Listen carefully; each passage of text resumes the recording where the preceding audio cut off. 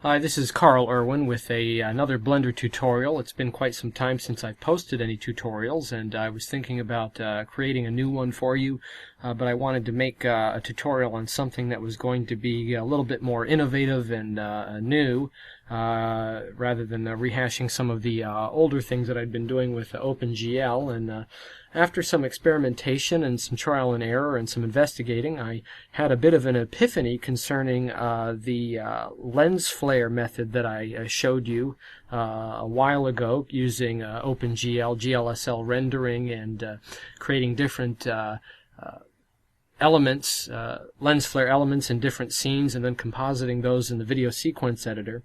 I was thinking about that, and it occurred to me that this may be able to be accomplished much easier, much more quickly, and in real time. So I have come up with a way to do that, to get real-time rendered lens flares and previewing in Blender, and using the GLSL OpenGL rendering platform. And I wanted to share that with you today. So very quickly, this is an example of what a lens flare looks like using that method. And as I play this back, you can see that we have the flare moving around. There are some bokeh elements in there, also a caustic little element here. There is you can see these flares out here, this little hoop flare that follows around. You can see some of these other images in the picture that are moving around, these streaks, the characteristic anamorphic streak here right in the center, some shimmery kind of rays coming off of this, the core of the light. So all the things that you would typically find in a lens flare. You can also see some of this lens grit that's on there that's illuminated as the flare moves around the screen. We're going to do all of this again in real time, and also using one single scene in Blender rather than using multiple scenes with multiple elements. So if you looked at that tutorial, that older tutorial, you remember that there's an issue with OpenGL rendering, and this is true on all OpenGL platforms, concerning the rendering of alpha transparency.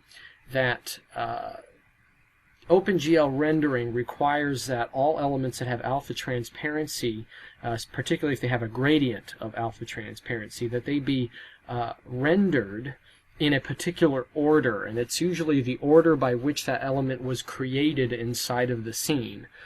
The order at which it first appeared in the scene is the order in which they are drawn. It's called the draw order.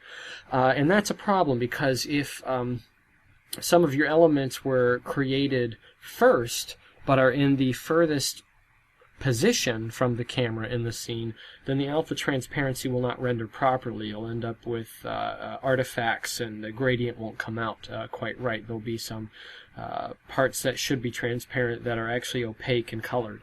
So this is an issue with OpenGL, that things have to be created in the order in which they exist in the scene, from the closest position to the camera to the furthest, in order for that kind of transparency to be rendered properly. I did some thinking about this, and I remembered that the Blender game engine had a different application for materials that involved a different kind of transfer mode, a different blending mode.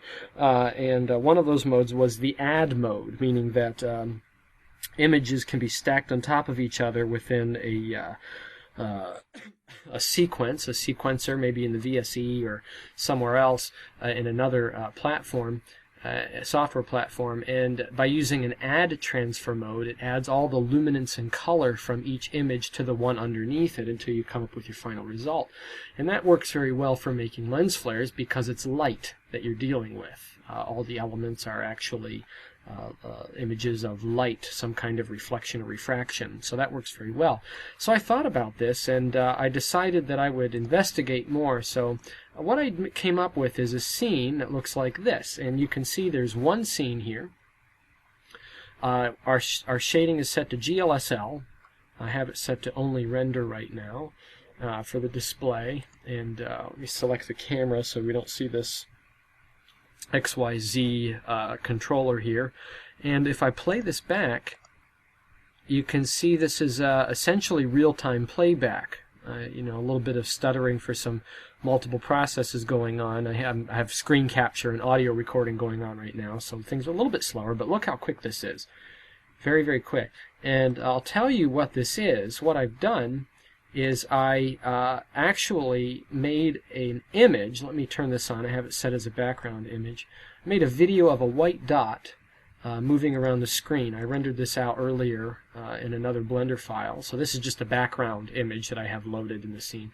You see my white dot moving around. What I did is I put this into the tracking software in Blender, and I tracked this point, and I made an empty from the tracking software in a scene on the plane, the default plane area, and in the viewport of the camera, this empty will follow around my dot. You know how tracking works.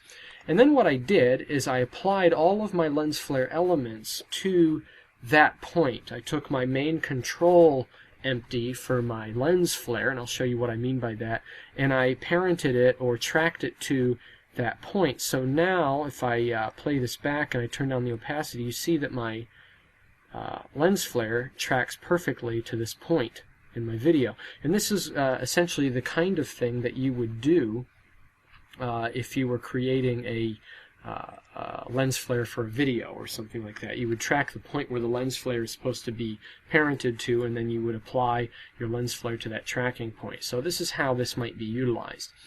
I then can take this one scene, and again I'll look into this and show you how this is built so that everything comes out cleanly. I then can take this one scene and go to the video editor, and I can apply this scene. What I did is I added a scene rather than a pre-rendered track, and I can then still see this in essentially real time. It's a little bit slower because there's a little bit more rendering going on, but it's rendering out in OpenGL preview with all the textures there just as I saw it in the default view. And I can apply this scene as a layer using the add blend mode, maybe to some other kind of background image. So here I actually have my dot image underneath, and I've added this on top of it. If I turn down the opacity, you can see there's my dot, and there's my flare, and this will play back and track perfectly to the dot that I had. I could apply this maybe to another background image, so I have another texture in the background, just this blue gradient, and you can see here's my flare that has been applied to that. So you see the promise and the possibility of this. Now, if you remember my original tutorial, what I did was you put all of these different elements into different scenes, and then I stacked all of the scenes up. I ended up with 20 or 30 scenes in the video sequence editor, and then I composited them together using the add blend mode in order to come up with my final flare. And that required that each frame render in several seconds. So it was not real time. It was a good solution, but it was not a real time solution. And this eliminates all of that. So now I can use one scene, and it does render back. It plays back essentially in real time, especially if it's been cached in there. And if I turn off frame dropping, it will be real time. You'll lose a few frames, but it would you'd get a real time preview. So let's take a look at how this is done. What is the voodoo and the magic behind this? So I was explaining to you before that if you use the Blender game engine, that materials can be applied differently. But before we get into that, just let me show you how this is set up. If I put this on wireframe and turn off my render display, you can see all these elements that are in here. Let's kind of get out of camera view, and I'll explain what all these elements are. I'm going to turn off a few of these just so it's easier to see. Get rid of some of the things that are kind of in the way. In fact, I'll turn off everything, and we'll kind of turn them on as I explain them. So if you just bear with me for a second. I'll turn off all of these. Each one of these octagons is a bokeh element. And the idea is that you would import different images and elements from a library that you've already created to make up your flare. And if you want to know how to create elements using Blender, you can actually create some lens flare elements and bokeh elements and caustic elements. Please look at my other tutorial, because I talk a little bit in there about using the halo texture and the halo material to generate some of those images and to generate a library. I don't want to get into that today. I'll keep this a little bit shorter. So if I go back to my camera view, what I have in here is my empty, and this is the flare control. This is parented to actually another empty, which is the track. This is the tracking control. I'll turn this one on too, from my tracked video. And on top of this flare, this control, I'm going to apply all of my other elements, or I will apply constraints to other elements that track it or tie it to my original empty that's called flare right here. So the first thing that I put on here is a, I think I used this image called a glow. Let me put this back to texture mode so you can see it.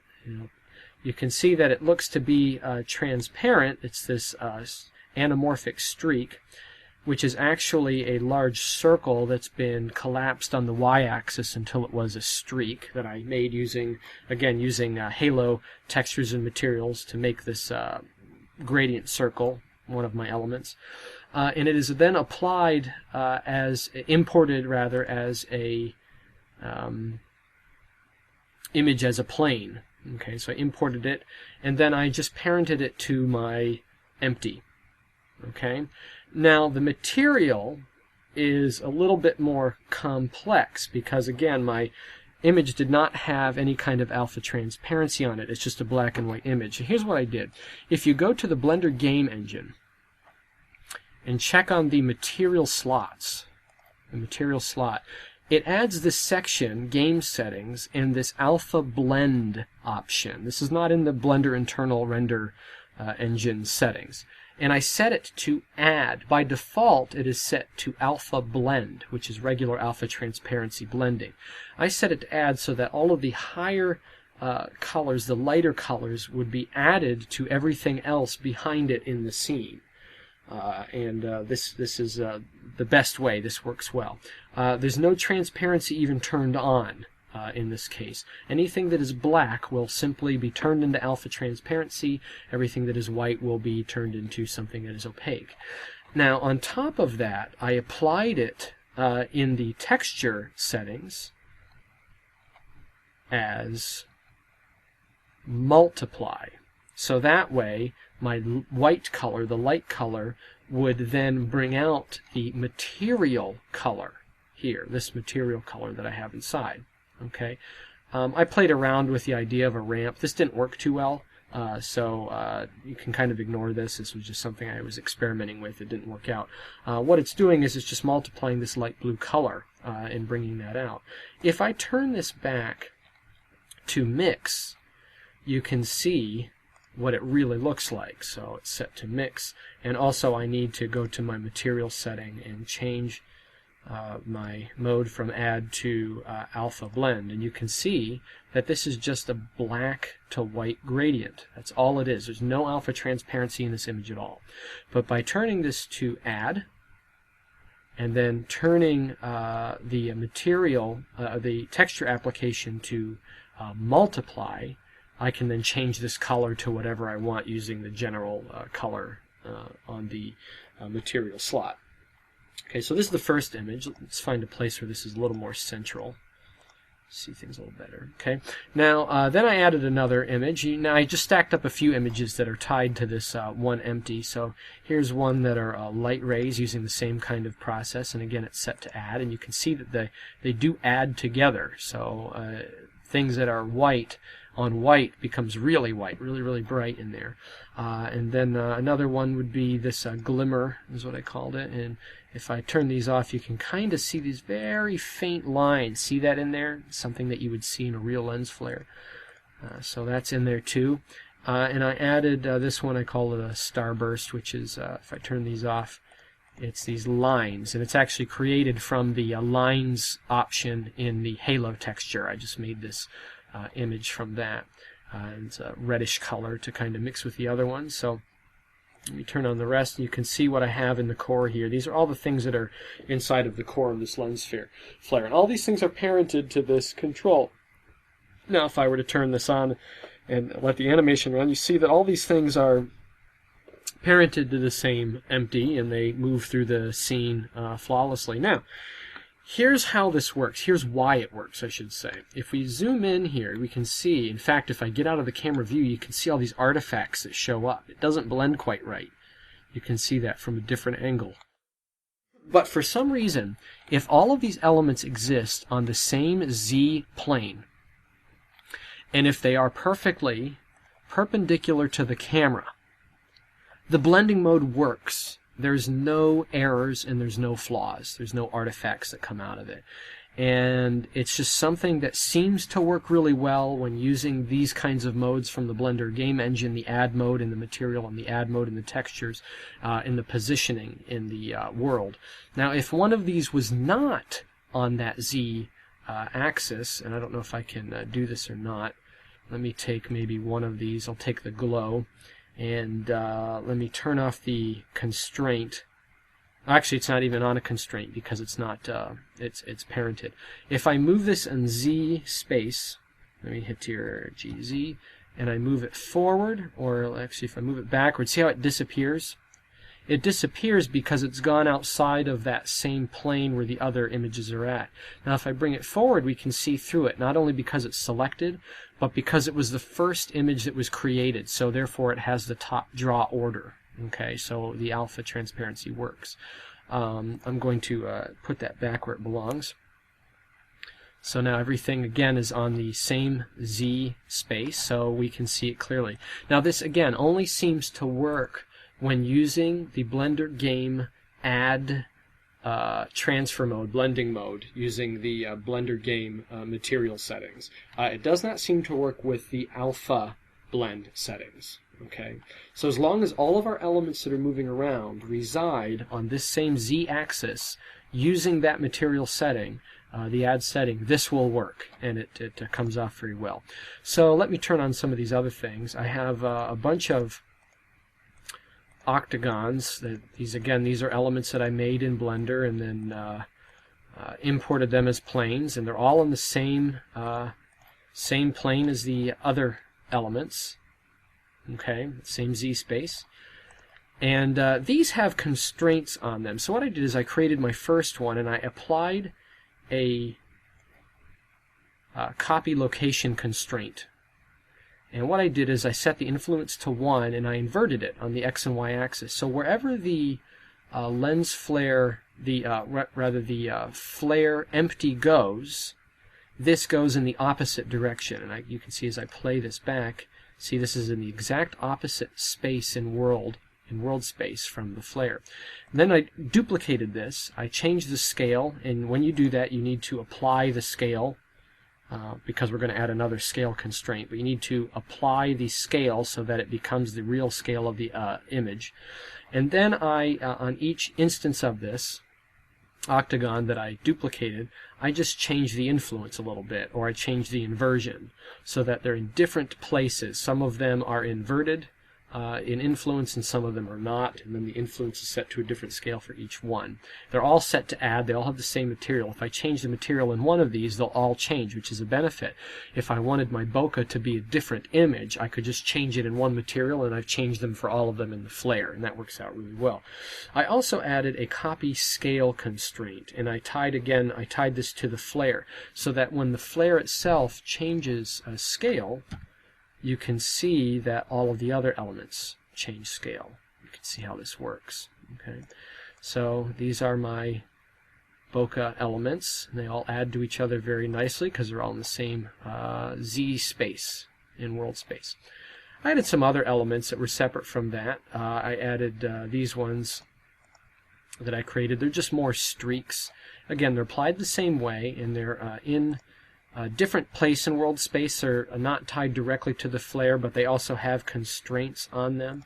So you can see on this one in particular, let me see here. This one in particular, I have location constraint set with a lower influence, 0.8. And I also have a copy scale. I enlarged it quite a bit so it filled up the image. And again, I made these using Blender and GIMP. I just composited together different elements to come up with these. And let me turn on all of these elements that work in this way. Okay, so this is everything here. These are all the elements. Oh, this one here is very important. Let me turn this on.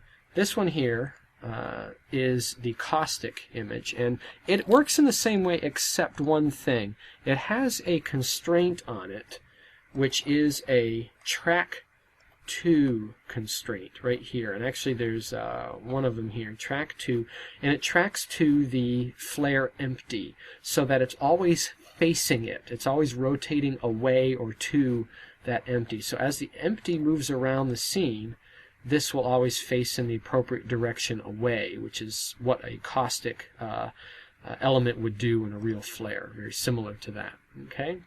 So these are all the elements that are on this Z space, and it's pretty unlimited. You can make as many of these as you want, I've found.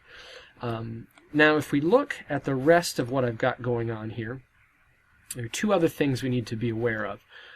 One of them is the lens grit. So let me turn this on very quickly. There's a plane in the background that has lens grit on it, and if I take this material, let me go to the material setting, and let me set it to, well, it's already, that's the wrong one. 1 second here. Let me grab the right thing. If I set this to shadeless, and let me go now to the camera again so it shows through, everything else is added to this one image, and because everything's on the same Z space, all of it will be added equally to my background image. This is my lens grit plane, and it's back behind everything else.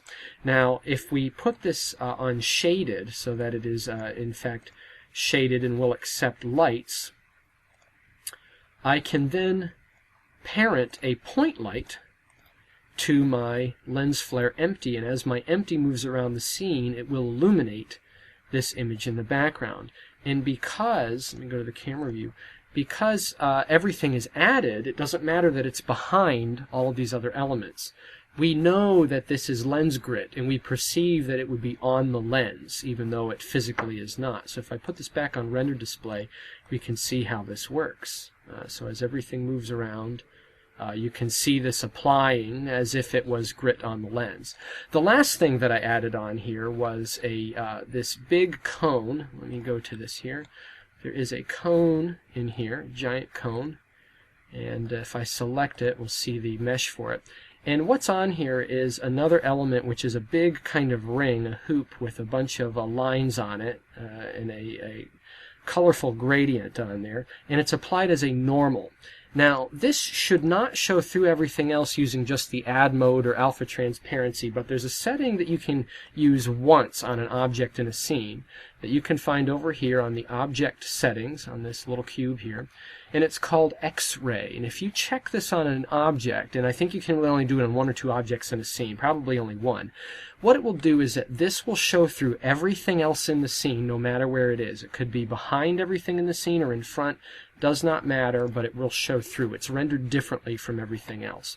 And now, as this cone is parented to the flare empty, as it moves around the scene, this texture will change with the point of view. So if we go to the camera again, and let me turn on the render, and you see this move around, we see this flare jumping around as if it was a hoop kind of flare coming off of the core of our flare element. Okay, so these are just the various tricks that I've played around with. Now I have an idea to put together a bunch of Blender files with different types of flares and package them all together and make them available for download. So no promises, but I think I might do this in the next few weeks, and then I'll let you know on my YouTube channel when that's ready and give you a download location on my website for people to use. But what you can do with this then, as I showed you, is you can then go to the video sequence editor, and then you can apply this just as a scene, and again, it'll play back in relatively real time, and you can apply it to your projects. Now,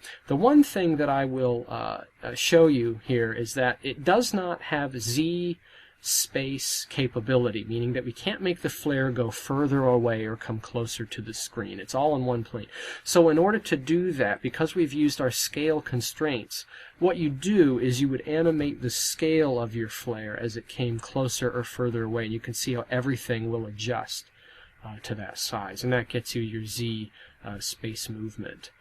Because it's a stationary camera, everything is still, we always maintain all of the axis of our flare elements just as it would be on a real camera lens. So this is my latest idea. I hope you enjoyed it, and I hope that you find this helpful and usable.